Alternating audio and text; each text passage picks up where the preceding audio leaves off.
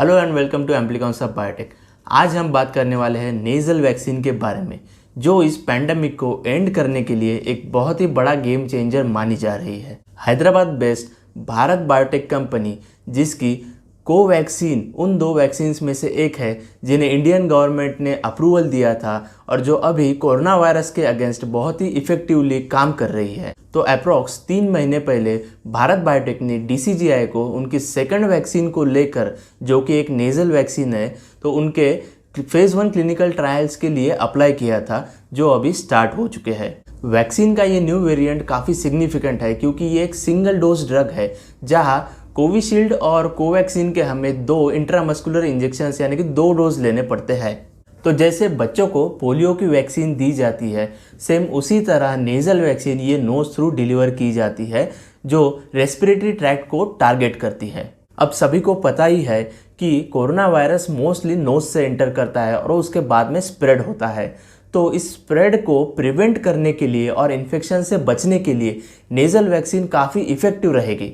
अब यहाँ पर मेडिकल इक्विपमेंट्स जैसे कि सिरिंजेस, ये इनका यूज़ रिड्यूस हो जाएगा और नेज़ल वैक्सीन एक सिंगल डोज ड्रग होने की वजह से करंटली हमें जो 2 डोज लेने पड़ रहे हैं, जो वैक्सीनेशन का ड्यूरेशन है 2 डोज कंप्लीट करने के लिए, वो रिड्यूस हो जाएगा, जिसकी वजह से हम कम समय में ज़्यादा लोगों को वैक्सीनेट कर पाएंगे। तो नेज़ल वैक्सीन एग्जैक्टली क्या है, इसका मैकेनिज्म क्या है, क्या ये बच्चों के लिए सेफ़ है और किस हद तक ये इफ़ेक्टिव रहेगी, क्या ये सही में वायरस को प्रिवेंट कर सकती है, इन सभी सवालों का जवाब मैंने आगे इस वीडियो में बहुत ही सिंपल लैंग्वेज में प्रेजेंट किया है।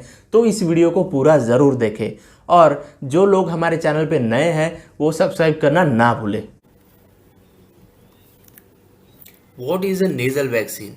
Nasal vaccine is given by the nose rather than a needle through your arm. मतलब इंजेक्शन यूज ना करते हुए ये आपको नाक से दी जाती है। Its target is to deliver the dose to the respiratory pathway, जो आपका नाक से लेकर फेफड़ों तक जो रेस्पिरेटरी सिस्टम है, तो उसका अपर रेस्पिरेटरी ट्रैक्ट और लोअर रेस्पिरेटरी ट्रैक्ट को ये वैक्सीन टारगेट करती है। It is much like a nasal spray, जैसे आपने एडवर्टाइजमेंट में ऑट्रिविन नेजल स्प्रे या कहीं देखा होगा या सुना होगा, तो वैसे ही ये नेजल वैक्सीन होती है without the need of injections, यानी कि यहाँ पे इंजेक्शन हमें लेने की कोई ज़रूरत नहीं पड़ेगी। So another reason why it is considered as a game changer is that this vaccine is not only going to build immunity but will also give protection from the virus. मतलब ये आपको इम्यूनिटी तो build करेगी ही, लेकिन उसके बावजूद ये virus से प्रोटेक्शन भी देगी और उसके स्प्रेड को प्रिवेंट भी करेगी, अनलाइक द रेगुलर वैक्सीन्स। फिलहाल जो हम इंट्रामस्कुलर जो वैक्सीन्स ले रहे हैं उससे हम वायरस का स्प्रेड नहीं रोक सकते हैं। अब मान लीजिए अगर आपने वैक्सीन ली है तो फिर भी आप वायरस का एक कैरियर हो सकते हो, भले ही आपको वो वायरस इन्फेक्ट ना हो, लेकिन आप आपकी वजह से दूसरे किसी इंसान को इन्फेक्ट कर सकते हो। तो अगर आप नेजल वैक्सीन की हम यहाँ पे बात करते हैं तो ये इस स्प्रेड को कंप्लीटली प्रिवेंट कर सकती है। So globally there are about 4 intranasal vaccines undergoing phase 1 and phase 2 trials। मतलब पूरे वर्ल्ड में फिलहाल अभी 4 जगहों पे ही ऐसी वैक्सीन के ट्रायल्स चल रहे हैं, जो कि इंडिया में भारत बायोटेक में फेज 1 ट्रायल्स चल रहे हैं। So as per the company's official statement, अगर कंपनी का स्टेटमेंट हम देखें तो vaccine has demonstrated promising efficacy in mice and hamster so far and this species showed immunity with a single dose.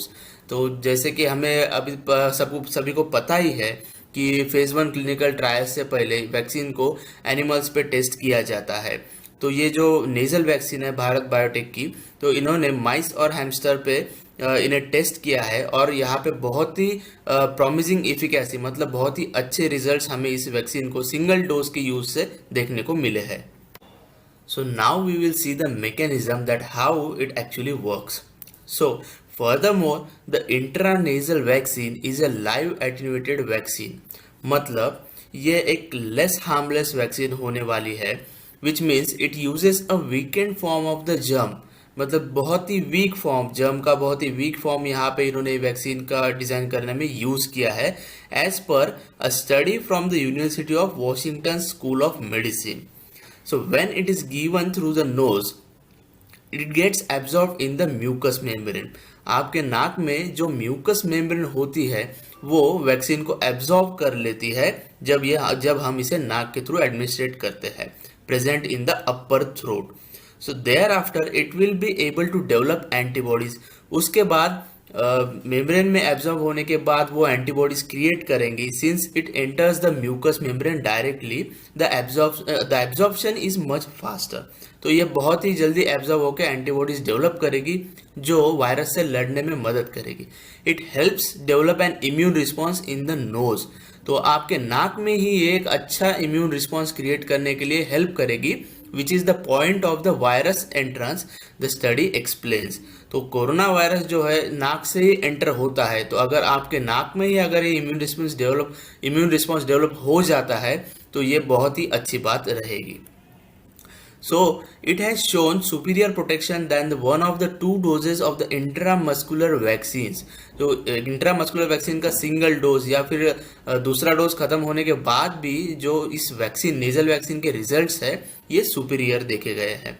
The intranasal vaccines require only a single dose of 0.1 ml using a spray in each of the nostrils।